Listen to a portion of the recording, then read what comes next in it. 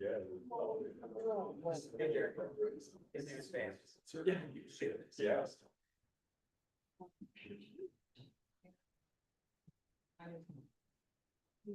Yes. Right, we had it on them. Just give it a choice. I got it. I know. Made that. Oh, God, it's really like, it'll do it. It is from our comments. Why would we do it? I looked at that. Oh, yeah. So.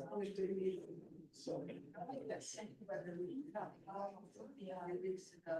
Hey, Vance, Yeah. you want to step on over here, listen to this. Yeah. Let's go.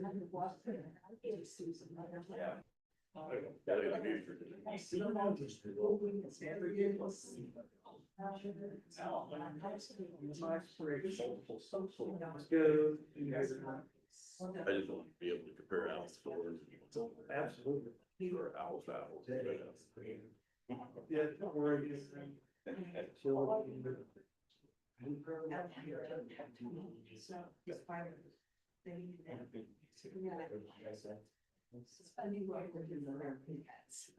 water rates. All right, so the base rate is 58.44. 58.44. And then you get 300 cubic, up to 300 cubic feet. Then after that, the charge of the operating 100 cubic. Okay. $1.81. There's $1.81 right there. Yes. Based on. Perfect,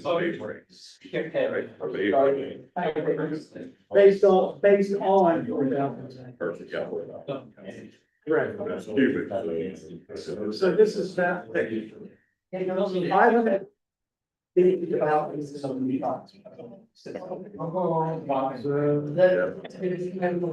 Volumetric based on 500 feet, that's $9. 5 cents. Divided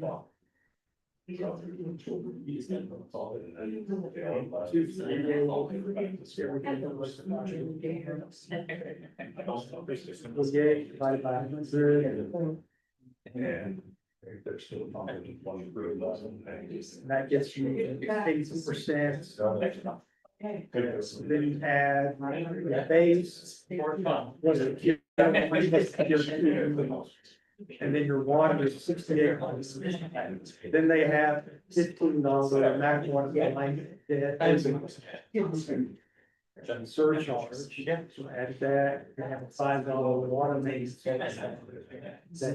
And then sewer.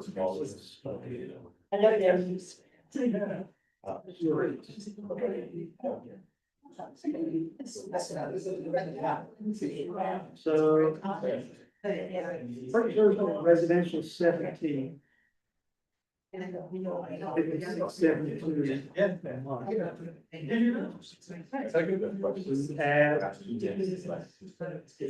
And the water plus the not water light depth. So you added the power, bar of the paper to this. And we don't have. Those are full load, there's fast tracks later. Yeah, right. But.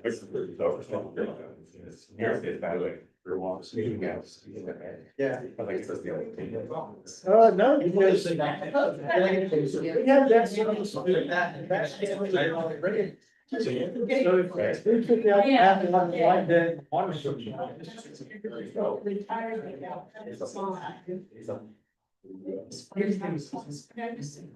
Surcharge. Yeah. Like, it needs to be there. It's all that you pay for, you know, so it's like I put it in that water, you know, transmission to back. They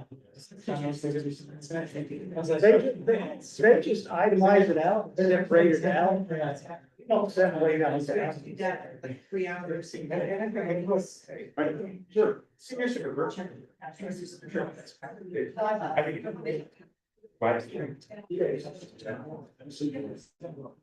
I watched my grandmother. Yeah.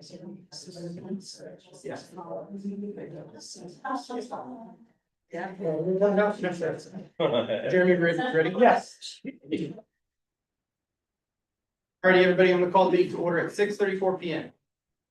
Greg, please stand for the pledge of allegiance. Pledge allegiance to the flag, of the United States of America. To the republic which stands one nation, under God, indivisible, with liberty and justice for us.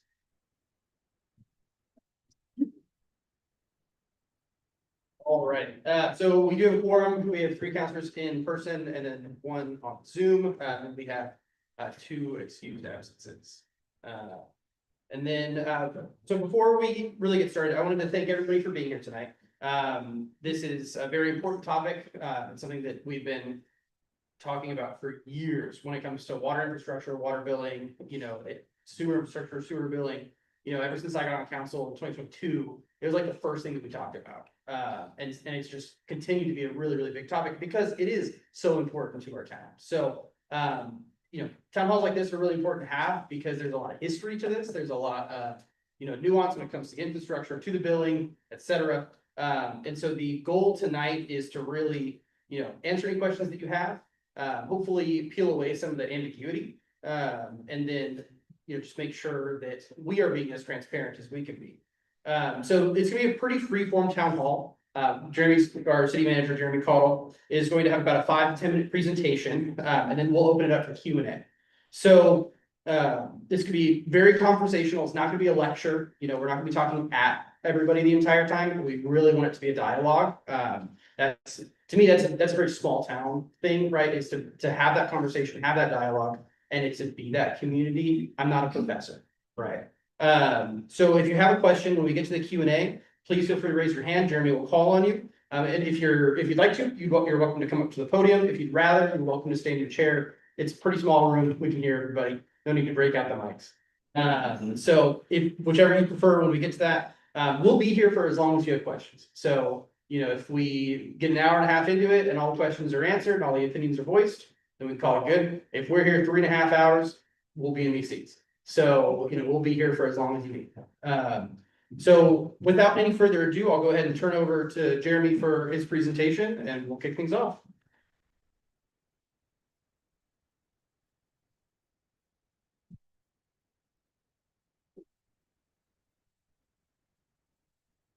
Thank you, Council President. Here you go, folks. My name is Jeremy Caudle. I'm your city manager. Before we get started, I'd like to introduce our team. We have Benny Mushmore. He's our city engineer with West Tech Engineering. Benny, how long have you been our city engineer? 20 years now. 20 years. He knows where all the valves and bolts and pipes are buried. We have our public works supervisor, Don. And then our city reporter, Stephen. So folks, I'll echo what our council president said. This is intended to be a conversation. We look forward to your questions and your concerns and sharing the progress that we've made over the past year. So I just want to give you some background. This time last year, we had our first ever water town. You all remember what happened leading up to that? In January last year, city staff, myself included, walked door to door handing out door hangers, announcing water curtailments. In January, the wettest month of the year. For months leading up to that, we had increasing unaccounted for water rates, scratching our head, trying to figure out what's going on. It worse and worse and worse and worse. That's why we issued water curtailment. To buy some time so that we could figure it out. We're also running the system so hard that it started to create bubbles in water. Cloudy water. There was a lot of concern on community Facebook pages about that. Even though it was harmless, people were understandably concerned about what's going on. Public Works, to their credit, they did a lot of trial and error, a lot of exploring of undiscovered parts of our system, and they found line that should have been decommissioned years ago, and they fixed it, and our system started to recover. Which brings us to today. What have we been doing to ensure that you have secure, safe water to the city? Around that time last year, we started having conversations with the city of Lafayette. As you may know, we share a well field with Lafayette down near the airport. We have 2 wells, they have 2 wells, we have 1 well in common. This dates back to the early 2000s. Make long story short, Lafayette hooked into Mac Water Line. They don't need it as much anymore. They let us, out of the goodness of their heart, use the well field. But then we negotiated an agreement with them, giving us exclusive use of it. And in exchange, we take care of the maintenance, the debt service. So it's a win-win for both of us. It's not a long-term deal. This is just a short-term measure until we figure out what we're gonna do with the joint well field. But it goes to show how you can work together across city limit lines with your partners in ways that benefits the entire community. We also started a project that's been over 10 years to make it.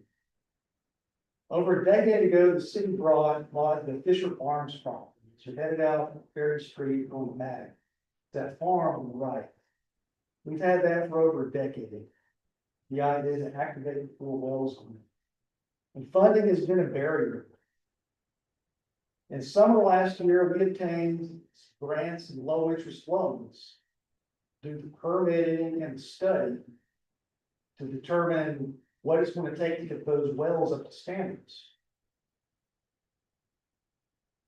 We also obtained a grant from the legislature to construct those wells up to municipal drinking water standards. That process is underway right now. Our hydrogeologist has been out there testing those pumps and testing those wells and working with the state to help us develop next steps of that. Also, in the early 2000s, we withdrew from some regional water areas. There was just a lot of concerns about the costs associated with that. As we're all struggling in small towns with water across the county, we realized that long term, we've all got to work together to secure our water future. So we've rejoined those regional efforts. We're working with the Council of Governments, which is a regional planning, to partner with the other small towns, Lafayette, Carlton, and Dundee, and McMinnville Water and Light, to study the possibility of a regional interconnection.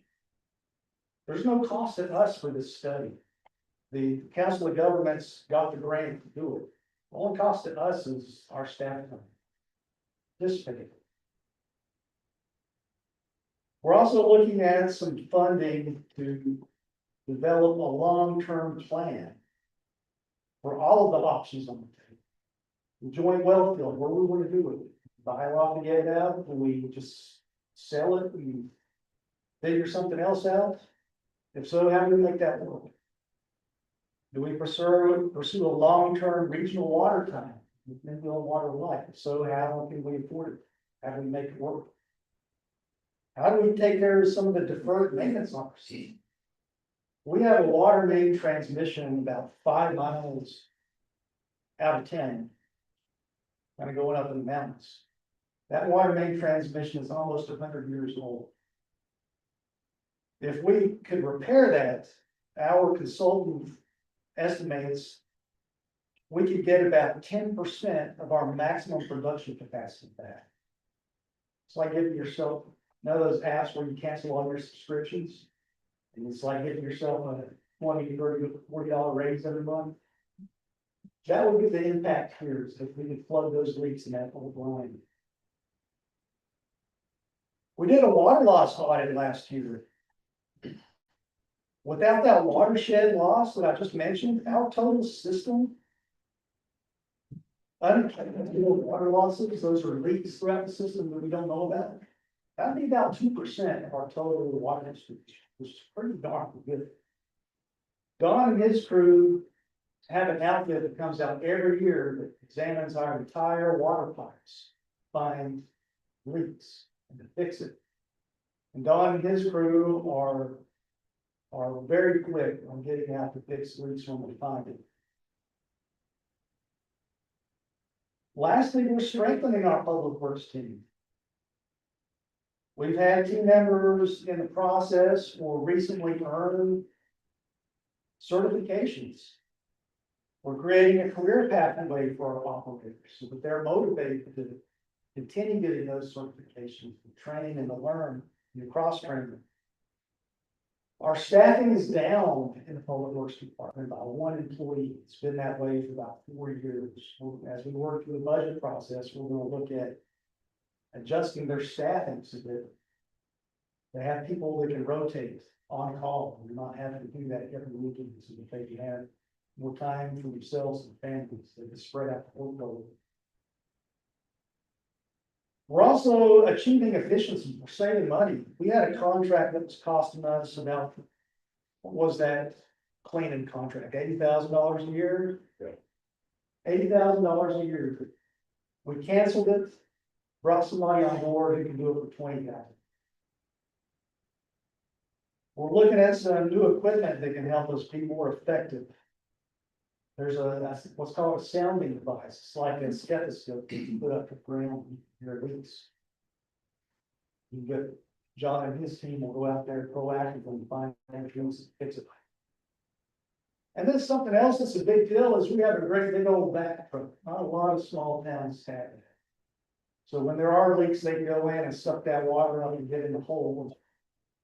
All kinds of fancy stuff. In other small towns, you have to pay hundreds of dollars an hour for somebody to come out and do that. So that's what we've been up to over the past year. I'm sure you may have some questions about your water and sewer rates. I've got a whole bunch of budgets and other stuff over there that we can talk about. For now, we'll open it up to you to hear what questions and concerns you have. Who wants to go first? Looking at me, estimator $80,000. Well, you want to talk about just water, or can you take other questions? We're here to talk about water and sewer, but we can take other questions. Well, I did read an article in the News Register several weeks ago that the city paid an $89,000 consultant fee. And I'd like to know a little bit more about that, because, you know, the city told the residents that you were low on money. So then you raise our bills that many of us retirees can't afford. And then I read that you pay a fee like that when, you know, the olden days, you would get somebody in to do a bid on the building that needs to be refurbished and then make your decision. So I'm just wondering what's going on in that regard. Absolutely, that's a great question.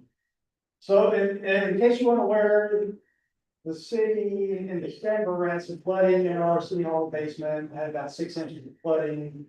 That led to us vacating the office in that building, moving it over to the annex. Flooding has been a problem there for years and years and years. All down there, it's just not safe.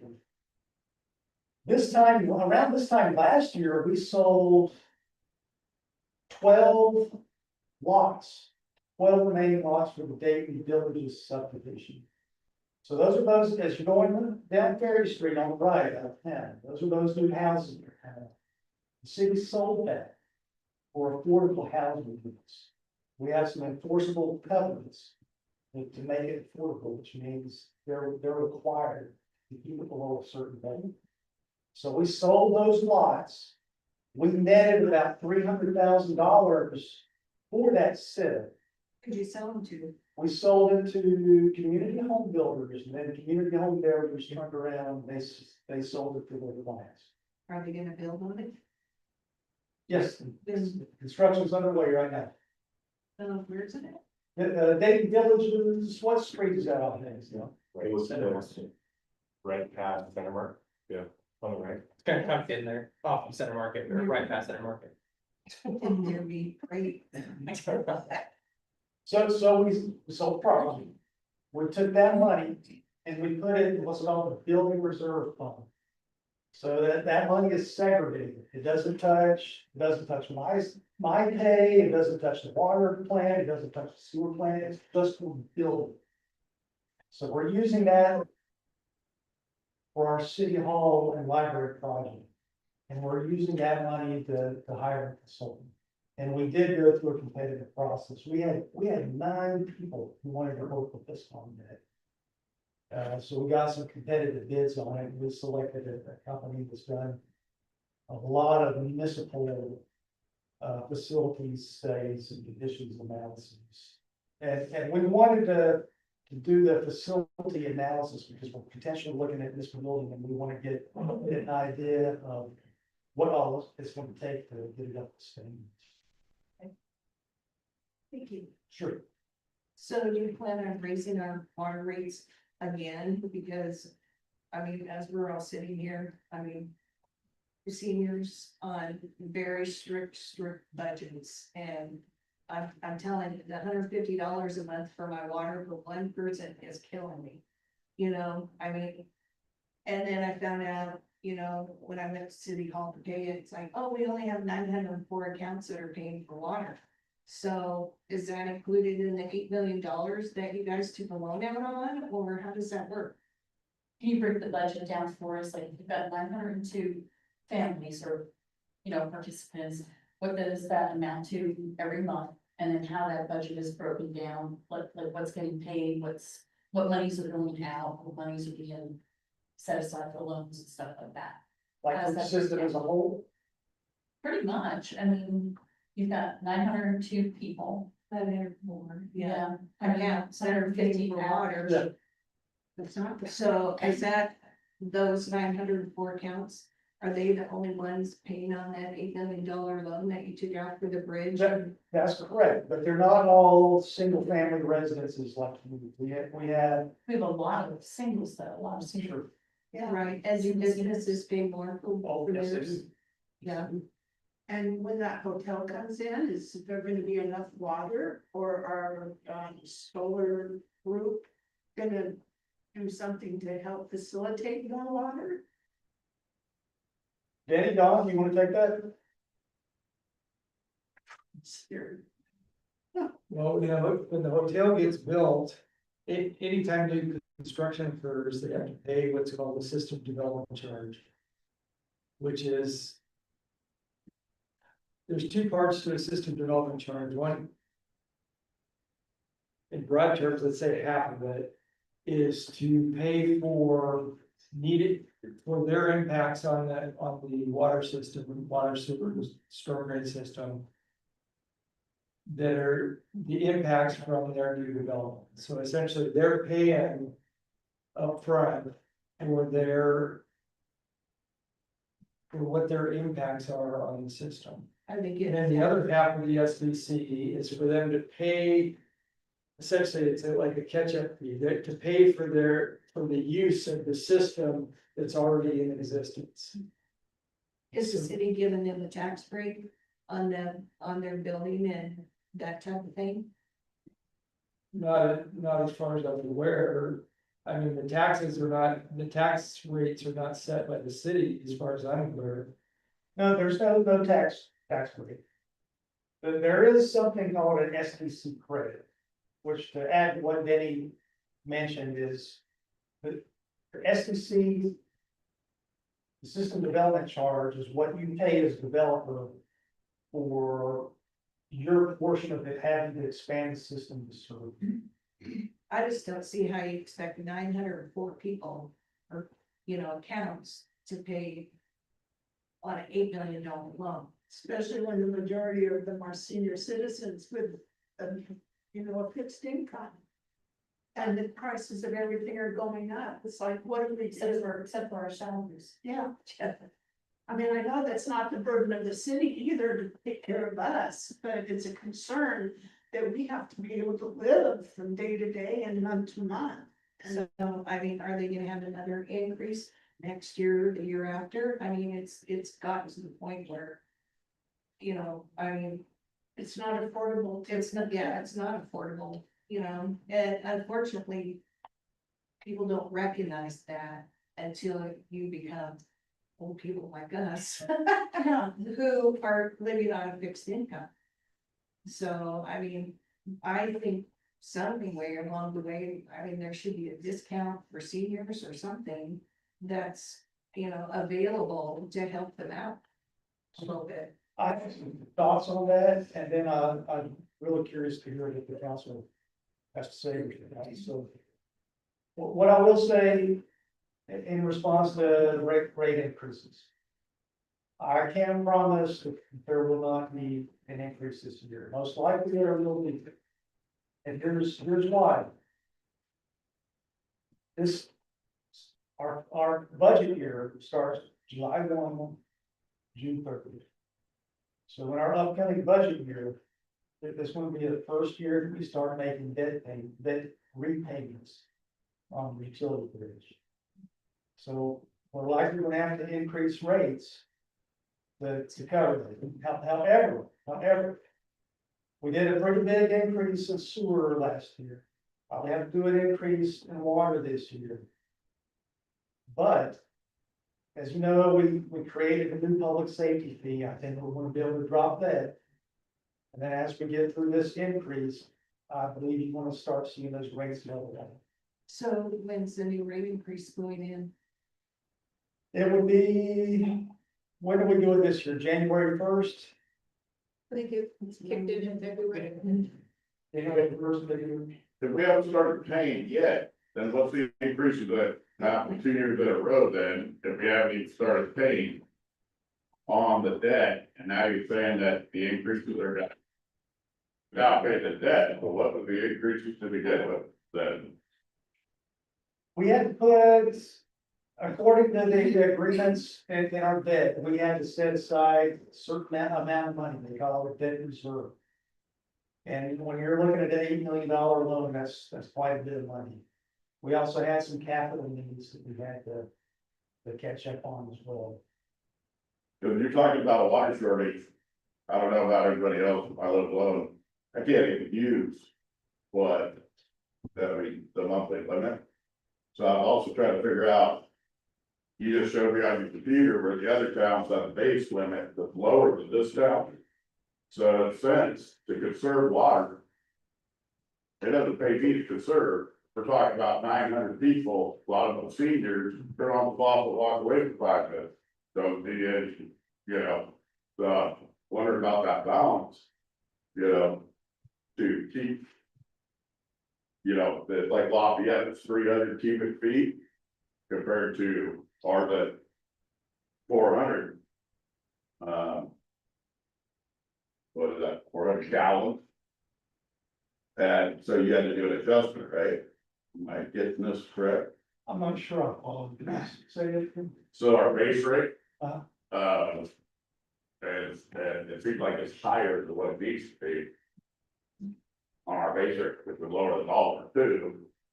For a little bit, but I mean, and then if you went over, then you need to do your increase, right? Is that what I was seeing on your computer? Okay, so. Yes, you have a base rate. That base rate gives you a certain amount. Yeah. And then if you go over that, then what's called the variable rate kicks in. So then you get charged for every cubic foot over that monthly allowance. Yeah, so you said here.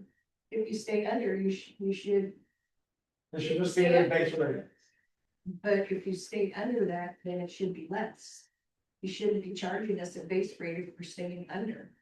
You know what I mean? If you're not using that, 4,000 gallons a month, why am I having to pay for $4,000 a month or 4,000 gallons a month? But I don't use that now, you know? Yeah, I don't think that's very fair. I use minimal water, and this summer, I'm not gonna be out watering. I can't afford it. So I mean, we understand where you're coming from, but hopefully you understand where we're coming from. It should be on your usage and not just a flat fee. You got families that are 10 in a house and then singles. They're paying the same amount. You know, that's the whole thing. I mean, it's like, when I got my bill, I'm like, why is my bill exactly the same every month? Well, but if I don't, I make sure that because I'm one person, so I'm aware of the water usage, so if I'm conserving, then why am I getting billed the base rate every month? So two responses to that. When I developed my rate calculations and the way that it's been done in our rate studies. Is the monthly rate is intended to capture your fixed costs. So your fixed costs are costs that the city incurs, that you incur before you even turn on the tap. So there's things like insurance, there's things like the debt payments we have to make. There's things like the employee salaries. So that monthly cost is intended to capture all of that. And then the variable cost, the cost per gallon, once you go over that allowance. That covers things like electricity, chemicals, overtime. In other words, the expenses that you have based on increasing water production. So there's no, you know, we're using less, there's no, you know what I'm trying to say, there's no incentive for anybody to use less water. Well, it seems like on this graph, everybody, see like a computer, this graph, the other towns have a lower. Base rate. On their water consumption too. So at that point, that makes sense because you're saying that all towns are challenged with water. So. Should be a good thing to use less water. Then if you use over, you get charged Exactly, more.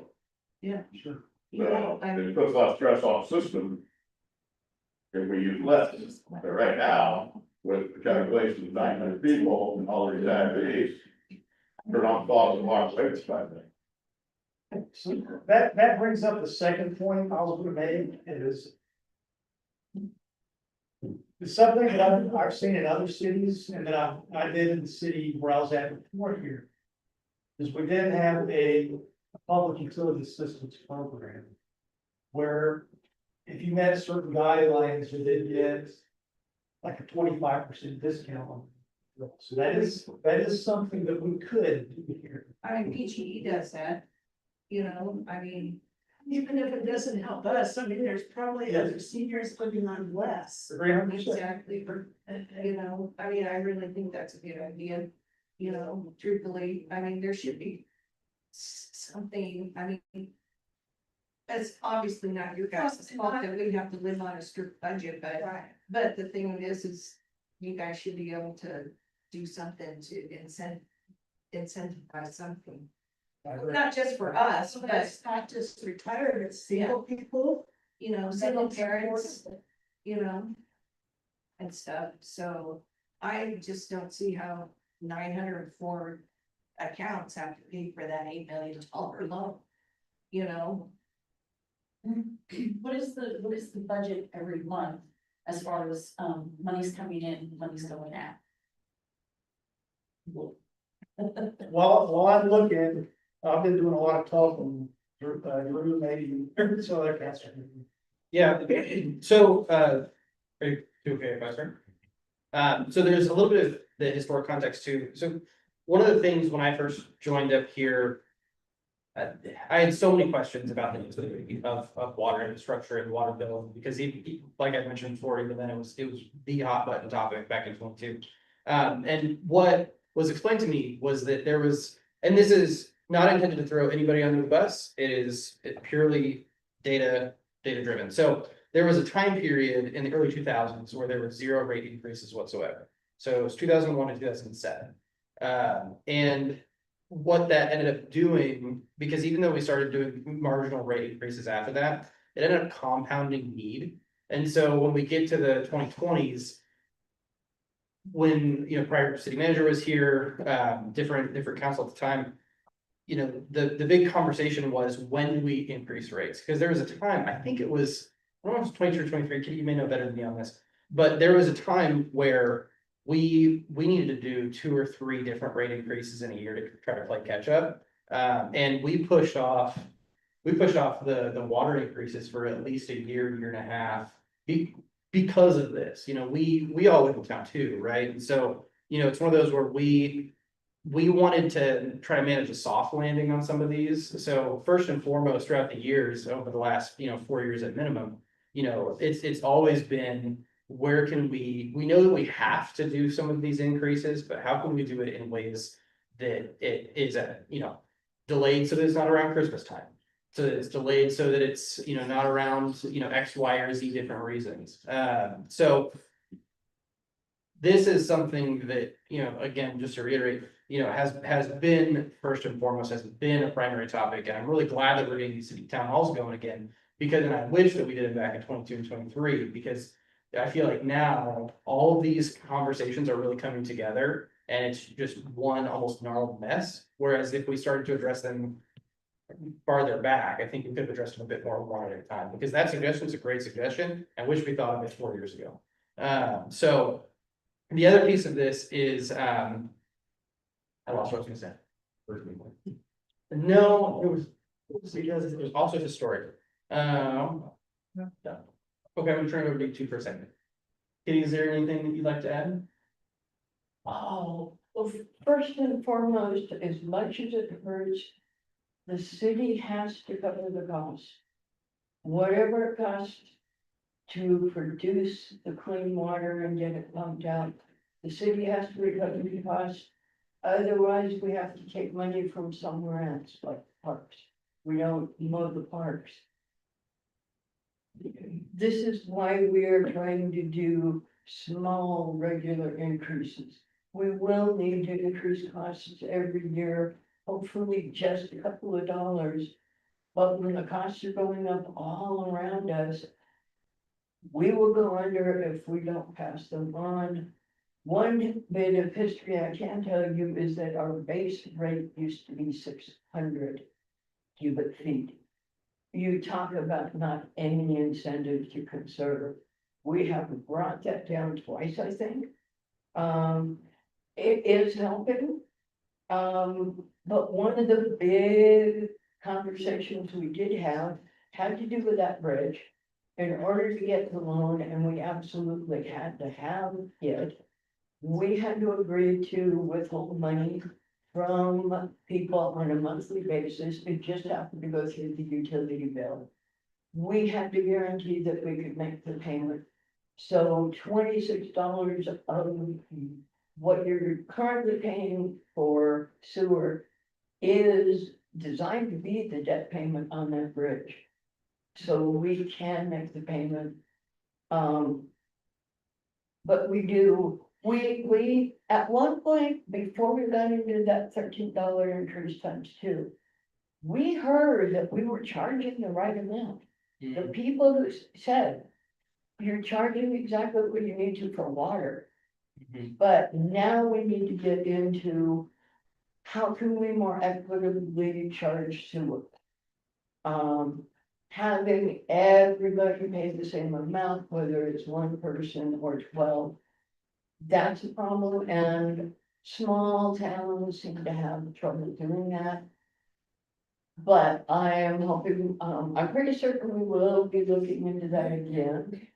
Although, well, one increase suggested might have raised sewer rates by about $40 a month for the average water user.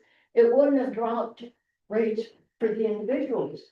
So, that was one of the reasons we didn't put that through, because it didn't seem right. But I believe we will be looking into that again. Making the sewer charges a little more equitable. How does the $13 for the sheriff thing, how does that work? Is it just the 904 accounts that are getting billed that $13 for the sheriff department and not the rest of the county? Or the rest of the city and the city limits? How does that work? That's correct. For every utility customer within the city limits, they get charged that $12.65 per month. So. Actually, So let me, well, you don't have to pay the $13. let me back up. That's not the case. So for a single family residence. If you have a utility account, it's $12.65 a month. But if you have a hotel or like the vintages where you have multiple units, then it's for each unit. But what about the farms and stuff that are, you know, out around here that are in the Dayton addresses? You No, know, so why are we putting that bill even though they're using the sheriff's department? So the dedicated deputy is for city limits. So the levy that we have right now that we're trying to renew in the fall. So that's for our dedicated deputy that's here for 40 hours a week. So out in the county, you get your county services. But this public safety fee and levy is for a dedicated singular deputy that's, you know, predominantly, you know, in schools around school time, with speeding, Deputy Twitchell, if you've ever seen him around, really great guy. But, you know, he is dedicated to the town. And so in county is, you know, county pays county taxes and they get county service. But this is very specifically, you know, the dedicated deputy. There is also, because you pay some county taxes in your property taxes, there's a little bit of crossover with county service in town. But this public safety fee addresses the singular deputy that serves the town, that's, you know, part of the public safety levy. Well, and If you ever see them. then if you went to the meeting before this, Mhm. that was over. And you guys wanna raise that rate, which will raise the water and sewer bill again to cover the deputy. Oh, no. That's Next levy, levies, property taxes, not utilities. levy's gonna go to property tax, so that's gonna wipe out the $13 or 12 something Yes. for the deputy off the water and sewer bill. Okay, but then there'll be a rate increase on water and sewer that you guys are gonna do. Alright, so the property tax, but I had another double question on this, the hotel. Mhm. A lot of towns are, and I think this is where this write-off thing's going, but, they are expanding, letting, apartments go in. And the turnover is no property tax. Is that what's gonna go on with this? And they're gonna pay for a lot of water and sewer to get in here. And then no property tax is gonna hit them for many years because Malala did that. And now the fire is trying to figure out, you know, cause they're water chuckle. And now the fire department is sitting here going, how are we gonna protect these people? So I was wondering about the hotel, or is there a trade-off out of our budget that's good, you know, that you're bringing us in and then there's not gonna be a tax to take it out for them? there have been no discussions on tax abatements. Okay, Mr. Jeremy, would council have the say on that? Would, if somebody was to suggest it, would it come before council? Yes, Good. Is there any history of that? That you're aware not of? in this city, but it is a common economic development tool. I don't see it passing. That's just a personal opinion, but that doesn't sound like a good idea. Is there really a need for a big hotel here in town? Who do they think is gonna stay there? Is there something we don't know? Good question. So then this is getting a little bit away from utilities, but Sorry. no, you're okay. It's a open forum. The questions are wonderful. So, and this is just my personal opinion. You know, we're trying to build up the business sector, right? So, you know, bypass loan, you know, Juanita's, everything. And so when it comes to that solar property, you know, there's been a lot of suggestions on, you know, gas station, grocery store, what have you. We can't require them. They'll try to put in what they want to put in. We can't, if they're like, hey, we'll put in a hotel, we can't be like, well, no, you're not gonna do that. You're gonna do this instead. So while some of those alternate ideas are really cool ideas that I've heard, that's not what's coming before us right now. And then the hotel in and of itself, there's kind of a two-pronged benefit in my personal opinion to something like this, whether it's this one or another one, what have you. So back in 2023-4, we increased our transient lodging tax. So transient lodging tax is a tax for anybody from out of town that stays in town at any of our short-term rentals. So think vintages, think Airbnbs, or nice hotel. And so on any nightly stay, I think it's a 12% tax now, 11% tax, thank you. 11% tax on that day that is paid by folks visiting from out of town. So what I see as the benefit of that is it is tax relief in some way for our residents, because we're able to tax folks from out of town. Or, there's some requirements for TLT, if you have to put X amount towards, marketing of your town and things like that, but then you have a freedom of use of a certain other percentage. I can't remember if it's 60-40 or quite how that shakes out, what the requirement is. But that tax would allow us to then, use it for infrastructure, things like that. So something like this, in my personal opinion, and not speaking on behalf of the council, hypothetically, I think that it's a cool idea because it allows us to migrate even if it's just a small portion of the tax burden, it allows us to migrate a small portion of tax burden to folks visiting and not just us. Tax burden, it eliminates tax burden on who? Ideally, it would not eliminate, but it would help supplement some of our funds in other ways that aren't just taxing us. Anybody who visits from out of town for the wine regions, for, dinners, that kind of thing, like at the Inn at Dayton right now, on each bill, they have a percentage that they have to pay for the TLT dollars, that can go towards, these other infrastructure funds. Am I representing this accurately? Absolutely. Okay, cool. Just want to make People sure. will be coming hopefully to the hotel and they'll be using the different things in town. Exactly. And so places that tell me we're not gonna become another college then. It's like, no. Please no. I'm telling you, I moved from there. That's hoity-toity town. I'm telling you. It's bad. So we have this really wonderful, and again, I apologize, Jeremy, we'll get back on track here in just a second. There's this really cool firm that we're working with out of McMinnville who helps with a lot of like town brand imagery. And I guarantee a lot of the conversations that we've had here in council, when it's come to how do we want to represent Dayton, how do we want to talk about the amenities of Dayton, the history of Dayton, the agriculture history of Dayton, has been first and foremost. So, though I'm new personally, there's a new council, we do have members of the council who, know the history of Dayton, who can represent the history of Dayton quite well and articulate that very well. And nobody here wants to lose that. No. What this makes town that has a special? Great history. Fully agree. So, yeah, I hope that answers. I mean, during the summertime, the park thing, that's like top notch. That's cool. Right. Heck yeah. That's, so we don't wanna think we're bitching the whole time. Yes, it's not like. Yeah, no, this is great. Honestly, sorry, Dave. When it comes to the city council meetings, there's usually a couple of folks who may attend, who may voice one thing. Our ability to have conversations like this is really minimal. And so this is great. This is a wonderful meeting so far. So all these questions are fantastic. Thank you. Light a fire under us a little bit. Kitty, go ahead. Last summer, at our last Friday night, I spoke to a woman in an electric wheelchair, hot pink. She came from Eugene to come visit us.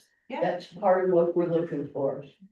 Yeah, it's wonderful. This town does a lot of things. I've got a stack of all the different things that are coming up. Yeah. and That we can do here in town, and I appreciate that.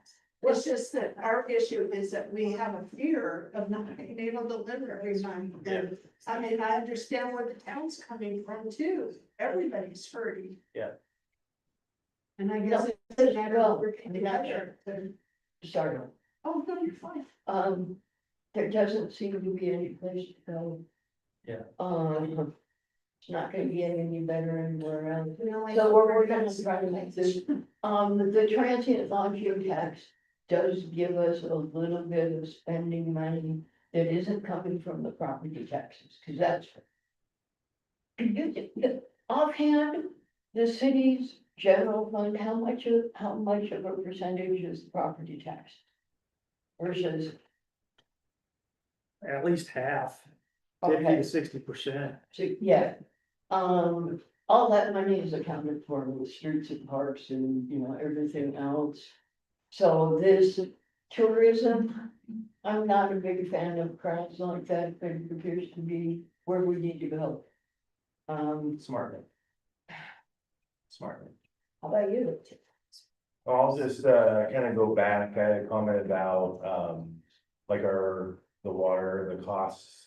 A lot of it, again, to kind of tie in with Drew, was there was deferred maintenance as well over many, many years.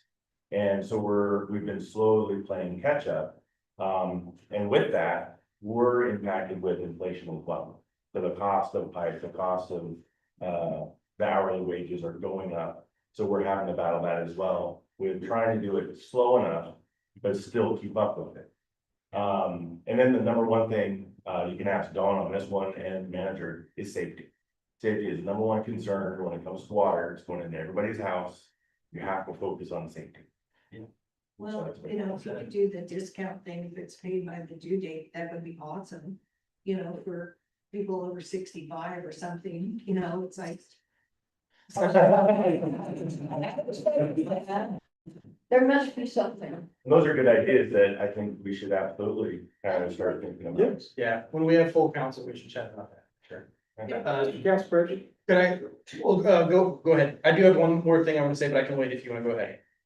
Do it. Okay, so one of the things with the utility bills too, and why we see so much fluctuation in that, is historically with small towns, the way of funding functions more or less on a three-legged stool, right? So you have, and this is nationwide, you have sales tax, you have property tax, and then you have more or less your utilities fees.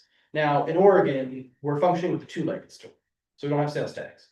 Now, in the early 2000s, and I'm gonna get my house bills wrong, but there were two House bills passed in Oregon. It was 90 something for both of them, 91, 98, I can't remember what they were. But essentially what that did was it locked in property tax rates at that current rate, and then established a requirement that you could only go, I think it's 3%, up each time that you increase your property taxes. So if you look at towns like Yachats is a great example. So Yachats had a really high property tax rate when this bill was passed, and their property taxes were locked in at this high rate. Dayton, by comparison, is a very, very low property tax rate. And so when we function within our funding sources, Yachats is able to pretty much do everything that they want just based off of their property taxes. But here, we actually have a bit more of that inverse. We rely more on that utility fee to carry its own weight, because property taxes, you know, are lower here than they are, you know, our base rate at least was locked in lower than maybe a lot of our surrounding towns. So it does seem, because what we see every month is our utility fees, right? We don't see our property taxes in the same visibility light that we see our utility fees. So this fluctuation in the utility fee is really because it's one of the only levers that we have to pull as a city government. You know, no sales tax, that's never gonna change. Property taxes locked in by, you know, House bills from the early 2000s, at least, you know, you can still increase, but just not by very much.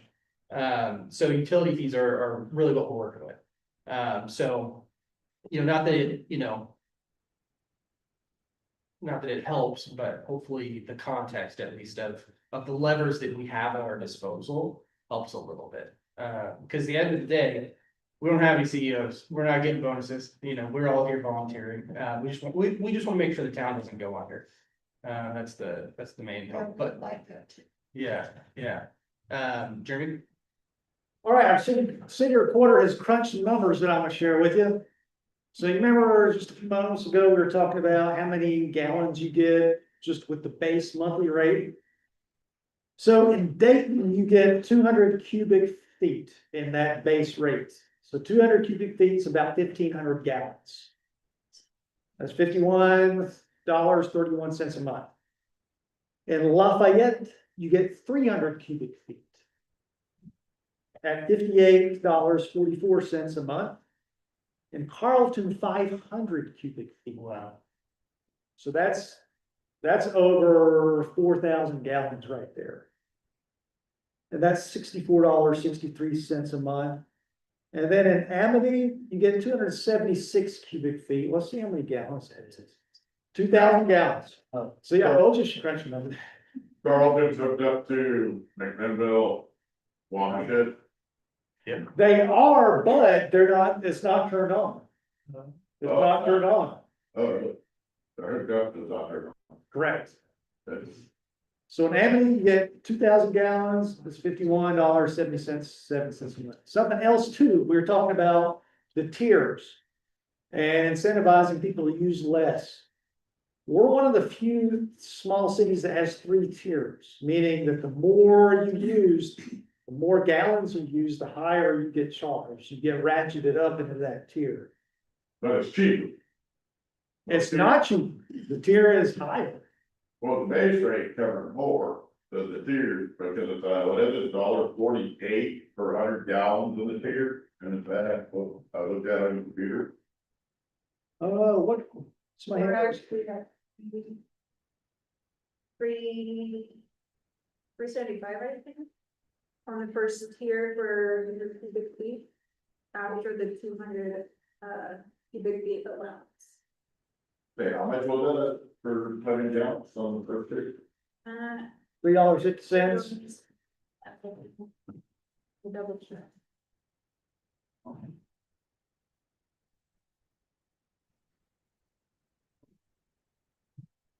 And then that goes up. It's like $4 and then it goes up to 6.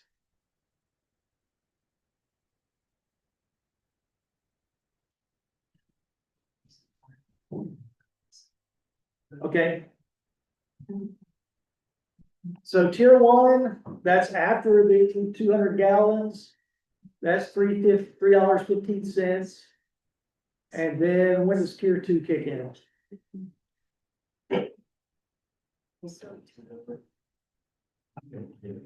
I thought that was 100 gallons. Exactly. $3 or something, it was under its full 100 gallons. Yes, Cubic feet, cubic feet. we're talking cubic feet here, not gallons. Oh, thank you. Nice. And then tier 3, that's the highest. That's $6.30. That's after 800 cubic feet, which is.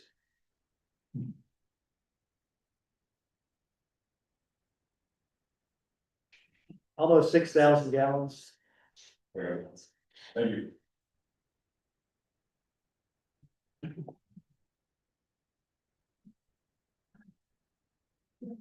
Well then, it was nice talking to you. But education, I mean, at least we have a better understanding of. That's what we do, we have a little conversation. And we got a great idea too. That was a Yeah. really good suggestion. Or, I mean, if you couldn't do that for everybody, if once a month you could choose somebody to get a reduction in their rates. Something that people could look forward to or a surprise. All right. I think the problem is where I live on Ash Street, a lot of the people, the front of their properties are city. The back half are county, Mhm. and that's where their wells and septic tanks would be. So, I mean, it makes sense that those lucky people are Yeah. city county. Thank you guys very much. I learned a lot actually, so I'm glad I came even though we're a small audience. And we So- just retired. So, Small but powerful, yes. That's right. So, Y'all, pick up a business card on your way out. It's got my cell phone number on there. If you ever have any questions or I can ever do anything for you, I'm just a phone call away. I mean, Don't we have an opening on our budget committee? We, didn't we have one? I believe we have two. Well, we have two. We need citizens to come and work through the budget with us. It's an excellent opportunity to really understand what's going on. Well, to have you. We need seniors. We need the older, wiser people to come out. Yes. Yeah. Not the only full Stephanie. Just the old parts. Yeah. Hey, you are as old as you feel. I'm about to turn 10 years old. Miss Beverly Bookmark will be 10 years old on the 24th. So I don't know if you answered my question, like, what does the money coming in and money going out every month look like? I Like, just- how's that- what are we paying for every month besides the sheriff, the bridge, the water and the sewer? And like salaries, what is that overall budget look like? Cause I know I did the math of how much approximately is coming in. Let me try to find those, I just had my financial statements pulled up. Let me try to find it, so. Okay, here we are. What is it? Right. What's that? Concerning water, I'm talking about bringing in the water and. Okay, I've got our, And then we have a budget that is set aside money that is going, like say we only, like. Sorry, I'm thinking out loud, according to mine, on average, $156 per 904 people on the thing, comes to 141,000 approximately. so it varies by month. Like during the summer months, people are using more water. No. So you see it start to go like this, and then in the wet months, it goes like that. So I'm looking at our monthly financial statements for January, our total revenues that we brought in for that month were set about $71,000. And then our total expenses for January was about 99,000, almost $100,000. So you're in the hole.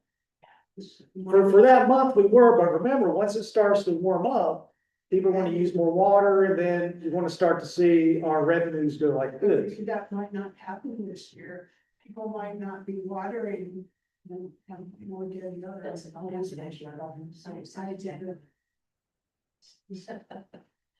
Looks like we'll have a lot of brown yards this time. They got the farmers still. Getting bigger. Vegetable. And so trying to. That's what's frustrating. People try to look for alternatives. Maybe not a fixed income. Yeah. Raising your own vegetables and stuff, and then. That jacks up the costs. Is there anybody in town that like still operates on their own well? The last one that I was aware of inside city limits was one that the school had for irrigation purposes, and my knowledge, I'm not aware if that's active or not. I have a question. Have you guys ever thought of, getting solar panels for the schools? To make some money that you could sell back to PGE? I've read some articles of other schools in other states have done that. If I may, Please. you'd have to take that to a school board meeting. That's all up to them. Well, that makes sense. I would love it if we could put up some solar panels to reduce our own electric bills. But then again, that takes an investment to put them up Mhm. and get the system running. And where's that come from? Yeah, Yeah. so there, there you have that. But yeah, we aren't, the school is totally separate from us. The bonds are theirs. The fire district is separate, except that they get their water from us.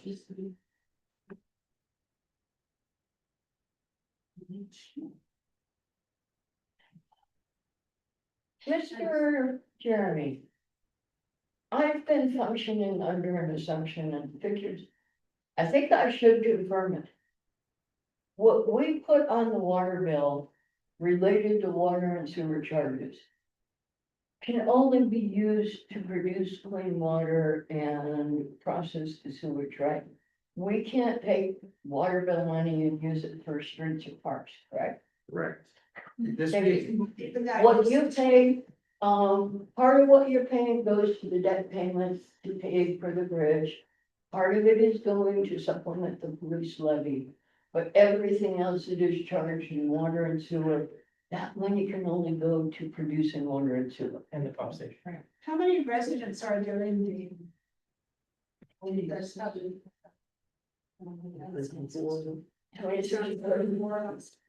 24 minutes. It'd be reasonable to charge some sort of fee because they're living in the city. I mean. That would only be fair, maybe probably not if I were the one paying it and not getting city water, but. I don't know, it just seems like everybody needs to do their fair share in this town to. Make sure it continues on. The idea is that all of that, so the meter numbers and then the residents will be different. All right. Right, so the idea is that pretty close to that max amount is metered. Yeah, I can't imagine very many would not be metered from that town limits number. Right, I mean, we don't have any other wells in town. Right. One thing, go ahead. I've been meaning to float an idea. I would like to hear from the community. What do you do to conserve water? Do you have any special tricks? We should bring that together and disseminate it and distribute it. And maybe even offer a tiny bonus for the one who comes up with the most original and productive idea. To your point for the gardening, my wife wants to put in a water catch. So, I need to look and see. I suggested put a bucket in the shower when you save your water. Yeah. Water your plants. Yeah, Was well conserved. so, Councilor Mackin brought up something, Jeremy, that, was really an astute observation with regard to what you can use the funds from water and sewer for. Could you very briefly touch on how the funds system works? Because, the city doesn't have just one bank account, right? So there's a series of funds that all do a series of purposes, but also like a very, very brief touch on like what you can and cannot do between the funds, right? So, what's locked in, what's, does that make sense? Yeah. Okay. So in government, we have a lot of different funding sources. And there are different laws and different regulations, and we have to be careful how we spend that money. So we have what's called a fund. It's like, just imagine it's like just a special bank account. Where you put this money and the special money coming in stays there, and then you can account for every dollar and how it's spent to make sure that you're following the rules. So we have a water fund. So when you pay your water bill, there's a part that's for the water fund, that just goes into the water. Then you have your sewer portion of your bill, that just goes into the sewer fund. We have the street fund. We get some highway tax money, that just stays in that special street fund. We can only use that by law for fixing the streets. We have, gosh, what other funds do we have? We have the building reserve fund that I just mentioned, that can only be used for building projects. We have an equipment replacement fund, that's only for equipment projects, and then everything else goes into what's called the general fund. So that's everything else that doesn't have a home somewhere else. So like our library, our parks, portion of my salary, certain city council expenses.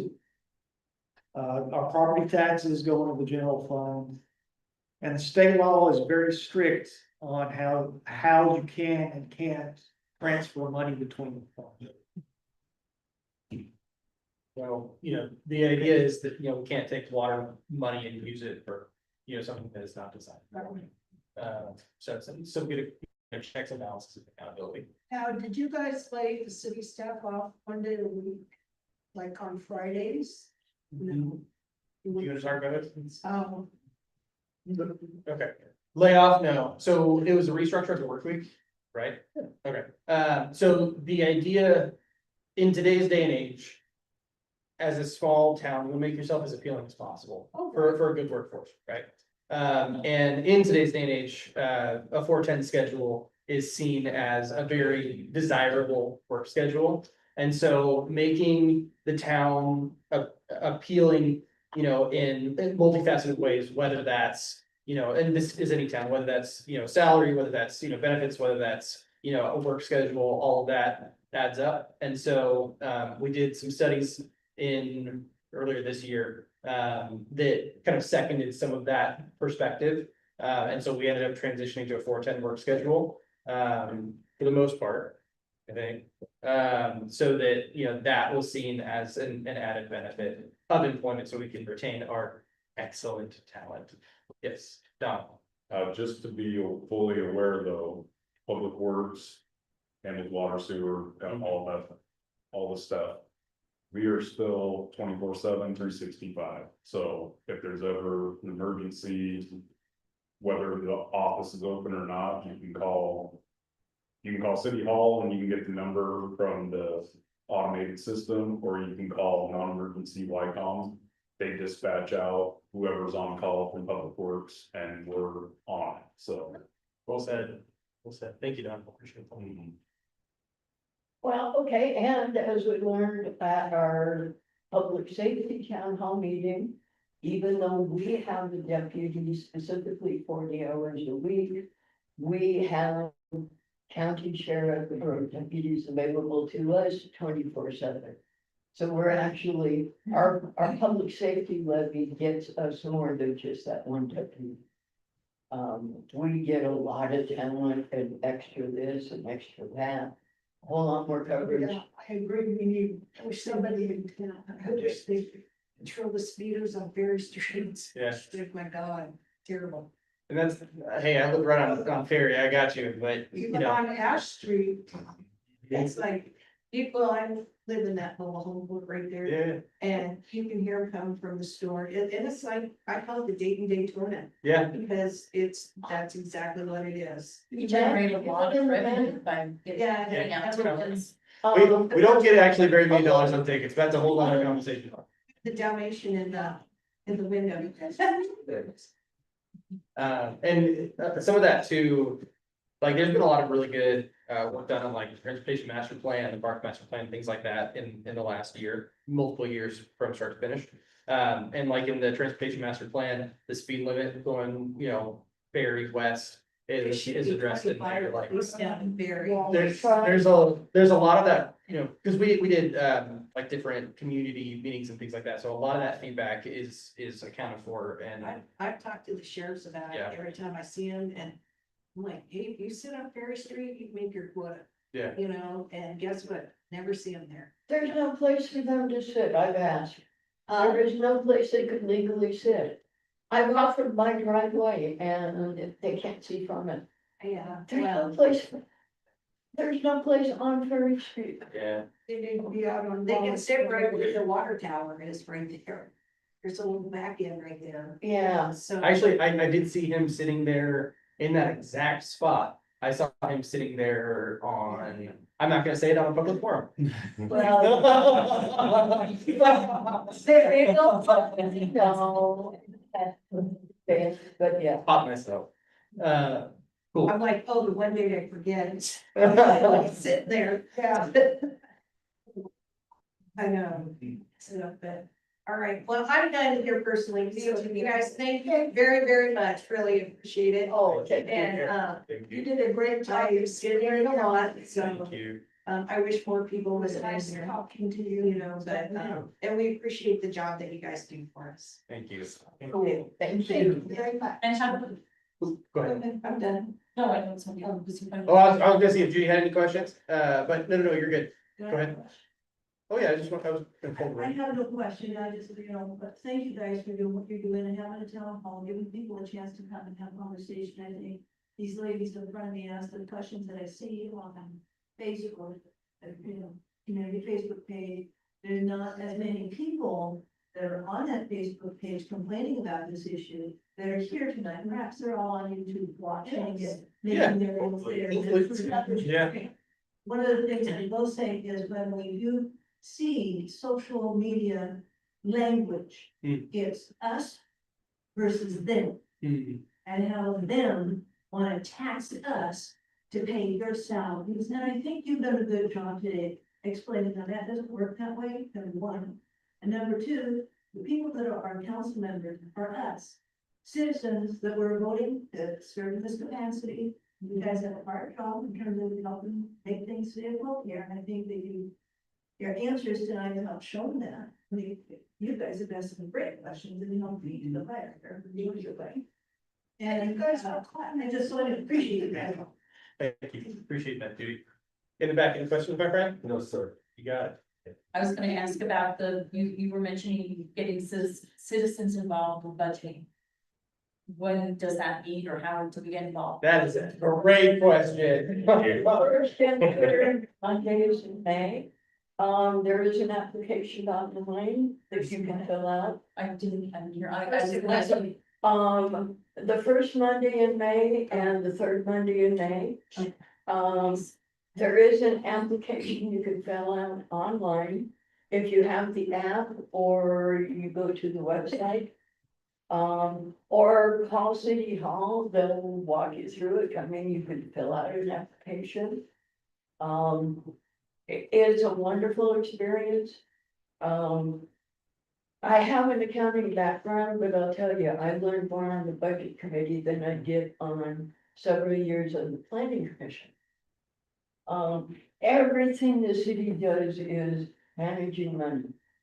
Bringing it in and managing to spend it. There isn't a whole lot more outside of it, that's everything. Managing money, so. Can somebody tell me one more time where the housing development's going? Yes. Is it on Berry Street? Very at night. You can get into it, it's behind Center Market, Yeah, pretty much. just right by it. Oh, what they're building now? Yeah. Oh, okay, I thought you meant like a big, So. like, Can I you hold only it? know, because I dealt with them when I lived in Carlton, so just. Oh, with That's, community. and I was thinking this big subdivision. That's what I was thinking. Yeah, no, it's the apartments, Oh, the gotcha. apartments or whatever. they're- and it's affordable housing, is that what? So, So it's yeah, it's the USDA 502 direct loan, I think is what it is, but it's the buyers of the house also, it's sweat equity as well, so they help build it. So it's a really cool program. Yeah. What was it? 60%. Oh, yeah, because you saw it, 60%. So 60% of the house is built by who's buying it. With supervision, of course. Yeah. But it's a really cool program. how do you get involved with something like that as, to look into something like that? Community Home Builders is who I would look up. They're out of Station and Mac. And Chris would Chris would be a good person to talk to about that as well. Yeah. Oh, Chris. Yeah. I don't know everybody's names. No, you're good. Yeah, he's got all the info there. Cool. So if everybody's good, final opportunity, anything else at this moment in time? You got it, Councilor Mackin? Well, I have one more thing. I have some information about Davy Crockett, very few people know. He had 3 years. Really? He had the left one. Yeah, he had the left one, and the right one, and the wild front ear. Nice. That's a good one. I haven't heard that one before. Yeah. Councilor Typro? I just want to thank everybody for showing up and asking those questions. I appreciate it. Thank you. We're all pirates here, I have a pirate joke. Oh, Anybody wants to hear it? yes, What's a pirate's favorite letter? not ours. Arr. No, that is the sea we love. I love it. That's good. Yes. On that note, I will adjourn this city hall at 7:47.